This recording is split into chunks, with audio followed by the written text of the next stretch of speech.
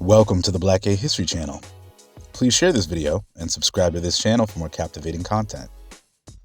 Men on Films is a hilarious yet controversial skit series that appeared in the 1990s black comedy variety show In Living Color, which aired from 1990 to 1994, and is still to this day considered a groundbreaking comedy show, particularly in Black American television history.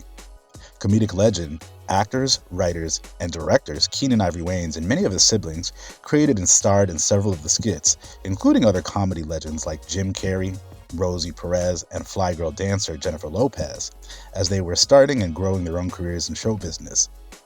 The Men on Film skits starred comedy icons Damon Wayans and David Alan Grier playing Blaine and Antoine, fictional co-hosts of the Men on Films talk show. Femme and proud gay men who give their incredibly biased critiques on popular movies and pop culture entertainment. Even the opening track to their talk show has gay history. It's Raining Men is a disco hit popularized by the singing duo, the Weather Girls, that became a gay anthem in the 1970s gay disco clubs. The Weather Girls members also got their start backup singing for black gay disco icon Sylvester, so them creating their own gay disco anthem makes total sense. I can totally understand why these skits can be seen as problematic by many gay men, particularly because the actors Wayans and Grier have never identified with the LGBTQ community. But if you want my humble gay opinion, I wouldn't be surprised if these actors have done some thorough and personal research for these roles, if you get my drift. David Alan Grier would mention in interviews that he got his inspiration from his time on Broadway playing in the original Dreamgirls production, hearing the flamboyantly gay members of the cast using the gay lingo and terms he would eventually use on the show. In interviews, Damon Wayans can be quoted saying about the characters, "Well, first off, all the sketches on the show have to be looked at within the context of the show, and it's not as though we isolate any particular group. We make fun of everybody. And so I don't think anybody should have a chip on their shoulder when it's a free-for-all. And the other thing too is the sketch is not a bashing sketch. We don't do jokes about any issues related to gay people. It's really a play on the extremes of the stereotype, and that's it." End quote.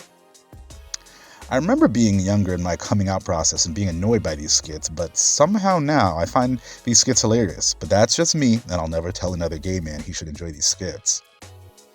At the time, Blaine and Antoine were the only recurring gay characters on network television, also making them the only African-American gay characters on the air as well. Many gay audiences that were polled in cities like San Francisco were literally split 50-50 as to who enjoyed the skit and who found the skits harmful and offensive for the black gay community. Gay African-American filmmaker Marlon Riggs, an icon I've mentioned on this channel several times, in the movie and 1980s playlists, sharply criticized the sketches, saying that they perpetuated a notion that black gay men are sissies, ineffectual, ineffective, womanish in a way that signifies inferiority. Throughout In Living Color's 4-year run, there are 14 Men on Film skits in the show's history, showing that these characters were incredibly popular, and in my opinion, some of the most memorable recurring characters in the show's series. All of the gay puns were so extreme, and Blaine and Antoine were so proud of their affection for men, including the many muscular men they invited onto the show as models and actors. Blaine and Antoine break down and review the popular movie premieres of the early 1990s, but tend to be offended every time a woman is even brought into the conversation. One of their best catchphrases, usually used on a movie, mostly about women, is, "Hated it." And if they love the movie and its seemingly homoerotic undertones, it gets 2 snaps. Though these characters were supposed to be exaggerated stereotypes of black gay men, I must admit they got a lot of the lingo down packed. And interestingly enough, Antoine and Blaine were incredibly sex positive, embracing their sexuality proudly at a time when gay intimacy was frowned upon on TV. You gotta admit, we've come a long way since then. Check out our TV show playlist to find out more. Blaine and Antoine tend to see the world through a gay lens, and I actually love that for them. Obviously, with the work I do on this channel, maybe I see the world through a black gay lens as well. And maybe in some ways, these characters brought gay visibility to African Americans' TV screens at a time when other black comedians were blatantly calling us the F word in their stand-up.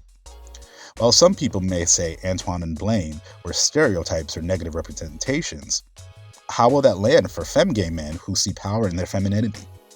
Are masculine black men supposed to be the face of black gay men exclusively? I think not. But some, of course, would argue they weren't getting a lot of representation of masculine gay men in the black media space either.